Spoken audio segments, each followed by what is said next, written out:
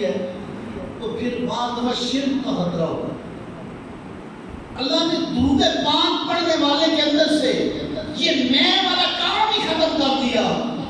اور بابا بلے شاہ رحمۃ اللہ تعالیٰ انہوں نے بڑی عظیم بات کی، وہ کہتے ہیں کہ بندہ باہر سے وہ اپنے آپ کو چمکاتا رہتا ہے، کریمیں لگا کے پھر وہ اچھا ڈریس پہنتا ہے، اچھے طریقے سے لوگوں کے سامنے آنے کی کوشش کرتا ہے۔ انہوں نے جملہ کہا، انہوں نے فرمایا کہ اے بندے پھلاں دا تو عطر بنا، بہت سے پھولوں کو جمع کر ان کا عطر بنا، پھلاں دا تو عطر بنا، عطر دا پھر کڑ دریا، یعنی اتنے پھول جمع کر اور اتنا وہ عطر بن جائے کہ اس کا دریا نکلے، پھر دریا دے وچ تو ہوتے لا، مچھلیاں وانگوں تاریاں لا، پھر بھی تیری بو نہیں مکڑی، پہلے اپنی میں مکا، پہلے میں کو ختم کر، پھر تیرا اندر صاف ہوگا، پھر تیرا من صاف ہوگا، پھر تجھے حق دکھائی دے گا، پھر تجھے سچائی سامنے نظر آئے گی۔ اللہ عزت کے فرشتے درود بھیجتے تو خوش قسمت لوگ ہیں جو رب تعالیٰ کے حکم پہ عمل کرتے ہوئے آقا کی بارگاہ میں درود و سلام کے نذرانے پیش کرتے ہیں۔ سامنے سی بارگاہ جو اہل لغت ہے وہ فرماتے ہیں کہ جو ہستی تمام صفات کی خیر جامع ہو اس ہستی کو محمد کہتے ہیں۔ ساری صفات جس کے اندر پائی جائے اس کو محمد کہتے ہیں، سب کے صلی اللہ علیہ وسلم۔ اور پھر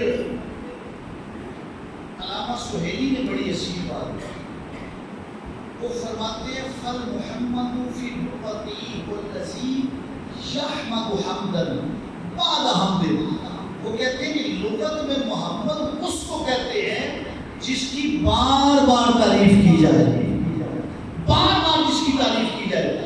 اور آپ پوری دنیا کو دیکھ لیں، آج ظاہر نیٹ موجود ہے، ایک ہستی ہے اللہ کے بعد، رب تعالیٰ کے بعد دنیا میں واحد ہستی ہے جس کا ہر گھڑی ہر پل ہر لحظہ ذکر ہوتا رہتا ہے، اور وہ میرے اور آپ کے آقا صلی اللہ علیہ وسلم۔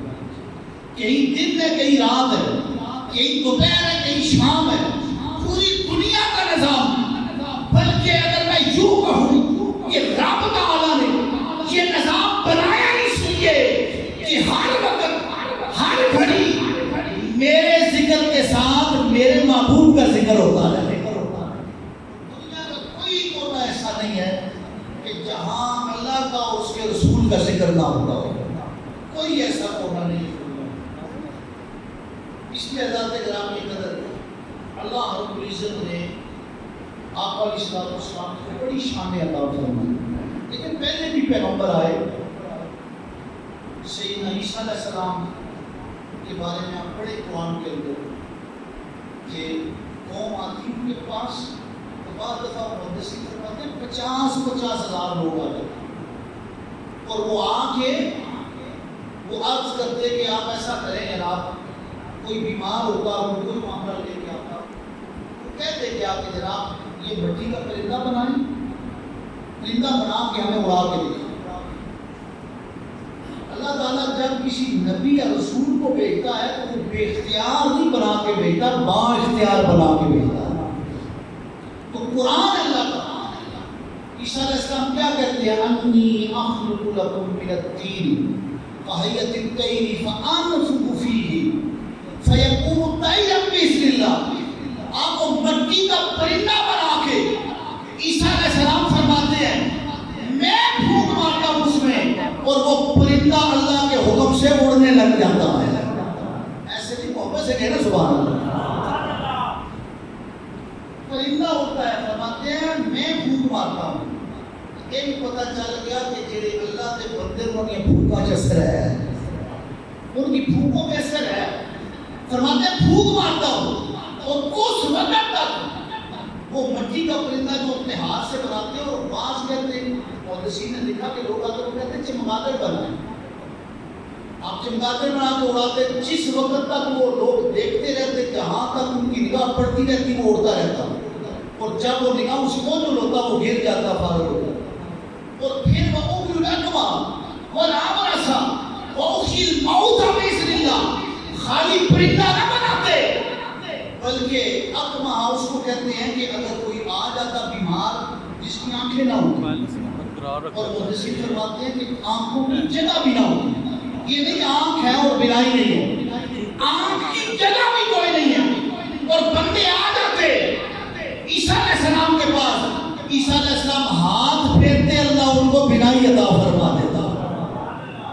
یہ عیسیٰ علیہ السلام کی شان ہے. اور کوڑ کے مریض آتے ہیں، ہاتھ پھیرتے اللہ شفا عطا فرما دیتا. مردے کو حکم دیتے کہ اللہ کے حکم سے اٹھ جا، مردہ زندہ ہو جاتا. یہ ظاہری جو تھے آپ کے وہ معجزات تھے، اور باطنی معجزہ کیا تھا؟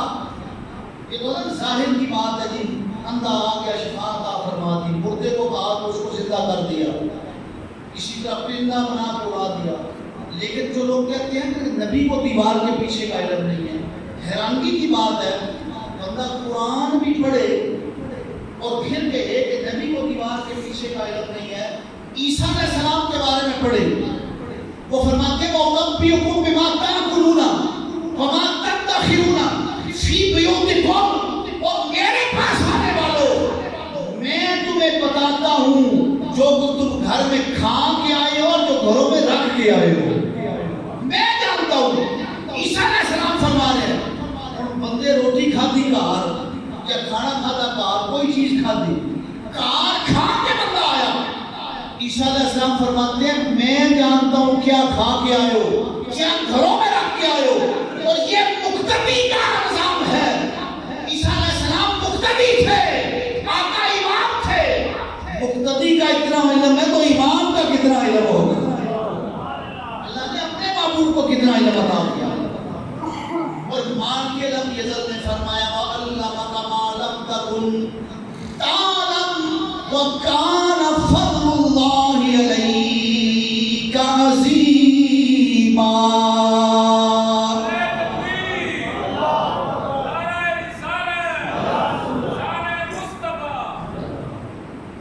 محبت سے کہیں شان مصطفیٰ، عظمت مصطفیٰ. خدا نے گرامی قدر فرمایا محبوب ہم نے آپ کو وہ علم بھی عطا فرما دیا جو آپ نہیں جانتے تھے، اور یہ اللہ کا بڑا فضل ہے آپ کے اوپر، اللہ کا بڑا فضل ہے. اور پھر آپ دیکھیں کہ موسیٰ علیہ السلام ان کے پاس قواعد جمع ہو کے آگے، آج تو یہ باہر لگا ہوا ہے کہ یہ نظام پانی کا فلٹر والا ہر بندہ آتا ہے یہاں سے بھرتا ہے پانی. کبھی کسی نے اعتراض نہیں کیا کہ فلاں نے بھرا ہے وہاں سے پانی بھر کے لے، لیکن وہ 12 قواعد تھے وہ آگے موسیٰ علیہ السلام کے پاس.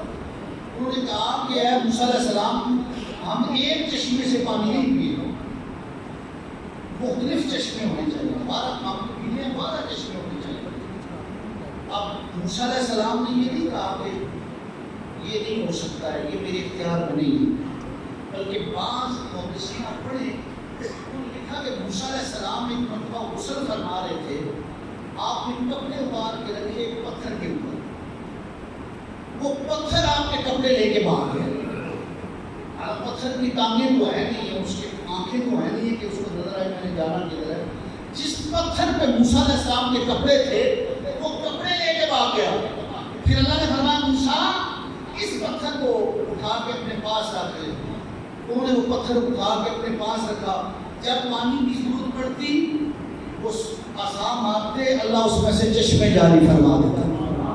لیکن یہ باز کی آئے بعد نے کہا ایسا نہیں، جس پتھر کے اوپر موسیٰ علیہ السلام چاہتے اپنے عصا کی ضرب لگاتے، رب تعالیٰ اس پتھر میں سے چشمے جاری فرما دیتا.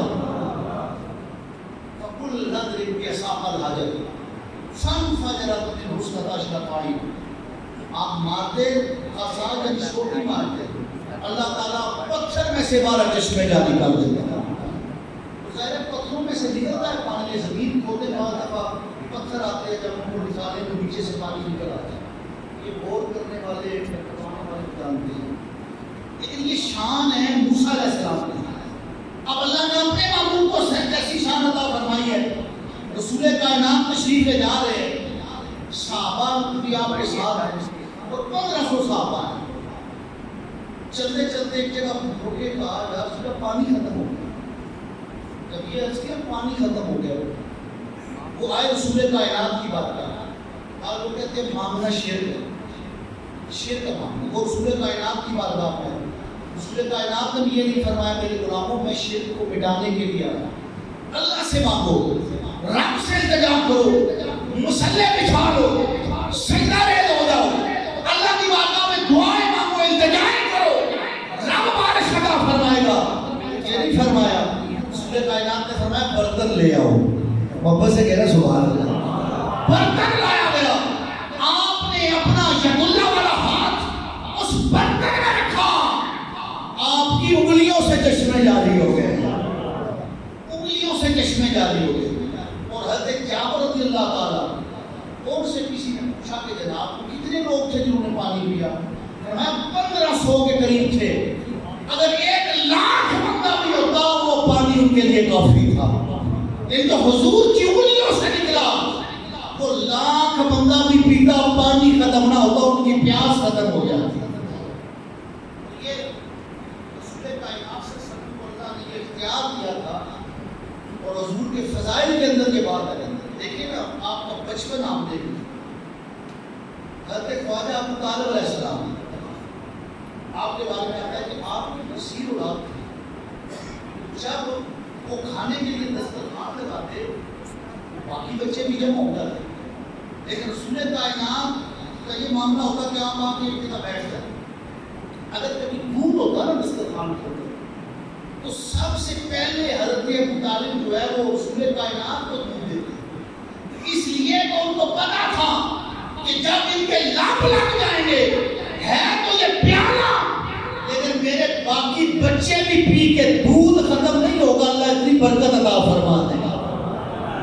جب رسول کائنات پی لیتے دودھ ختم نہ ہوتا, ان کی بھوک مٹ جایا کرتی تھی, سارا گھر پی لیا کرتا تھا. اور جس وقت رسول کائنات اگر دسترخوان پہ نہ ہوتے تو وہ جتنا کھانا بھی ہوتا کھا کے وہ سیر نہیں ہوا کرتے تھے, ان کی بھوک نہیں مٹتی تھی. لیکن رسول کائنات کیا ہوتے دسترخوان کے ساتھ بیٹھ کے کھا رہے ہوتے, اس وقت وہ جب کھانا کھاتے تھوڑا کھانا بھی ہوتا سارے سیر ہو جائے گا. یہ اللہ آپ کو کرم فرمائے.